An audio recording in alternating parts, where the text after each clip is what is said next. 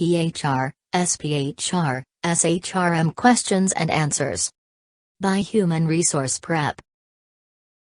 Arrange the statements under the appropriate titles. Arbitration often has a binding resolution. Neutrally facilitates the resolution of dispute where the parties decide the settlement. Formal ADR. Uncertain closure.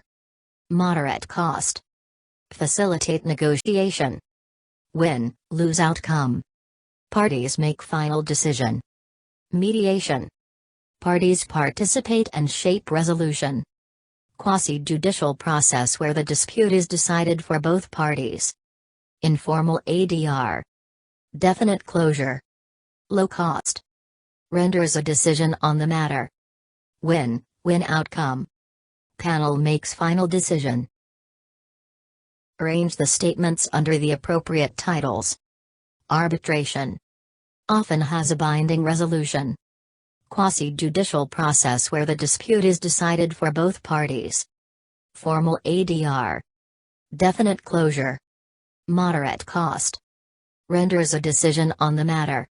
Win-lose outcome. Panel makes final decision. Mediation.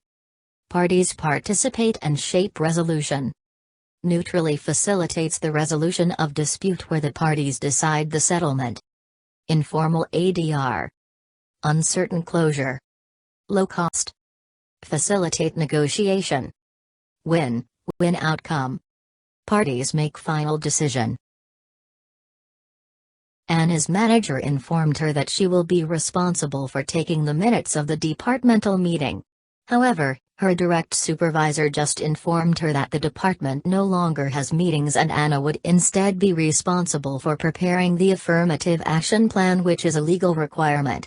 Anna is most likely experiencing role strain, role ambiguity, role conflict, role overload. Answer is B. Role ambiguity is a confusing situation when responsibilities and boundaries are not clearly defined. It is a circumstance where an employee doesn't understand adequately what his job actually is, and the employee is not sure what work to do. Role conflict occurs when incompatible expectations arise from two or more positions held by the same person, such as a newly promoted worker who carries on a relationship with her former workgroup. It occurs when expectations are difficult to reconcile or achieve. Role overload occurs when an employee is expected to do more than time permits. Quality of working life programs were implemented largely to deal with problems associated with worker dissatisfaction. Rating scales. Hawthorne effect. Hierarchy of needs. Answer is A. Quality of working life programs were implemented largely to deal with problems associated with worker dissatisfaction. The underlying principle of quality of working life programs was that if working conditions were more humane, job satisfaction and product quality would increase.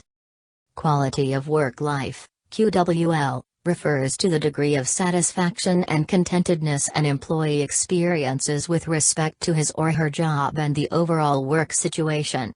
QWL has been linked with a number of positive outcomes both for individual workers and for employing organizations.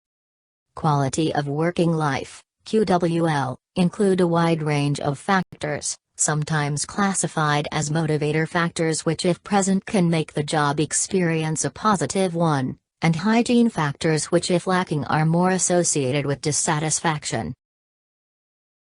Manly Incorporated administers a type of organizational discipline where employees get a warning before disciplinary action is meted out. This disciplinary action is immediate, consistent, and impersonal.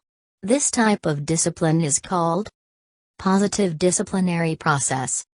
Progressive discipline. Hot stove rule. Collaborative disciplinary process. Answer is C. The hot stove rule of Douglas McGregor provides an illustration of how to impose disciplinary action without generating resentment. The rule draws an analogy between touching a hot stove and undergoing discipline. When you touch a hot stove, your discipline is immediate, with warning, consistent, and impersonal. Progressive discipline is a system of discipline where the penalties increase upon repeat occurrences. Positive discipline seeks to explain to the employee what positive actions the employer is looking for, opting to focus on the wanted behaviors and outcomes instead of the problems. The ability to shift workers to different tasks and functions in response to business needs is called matrix organizational structure, network organizational structure, line organizational structure, functional flexibility. Answer is D. The ability to shift workers to different tasks and functions in response to business needs is called functional flexibility. Functional flexibility is a concept in companies where employees can work in different functions or can be deployed purposely to various functions with different roles and responsibilities. A matrix organizational structure is a company structure in which employees have dual reporting relationships, generally to both a functional manager and a product manager.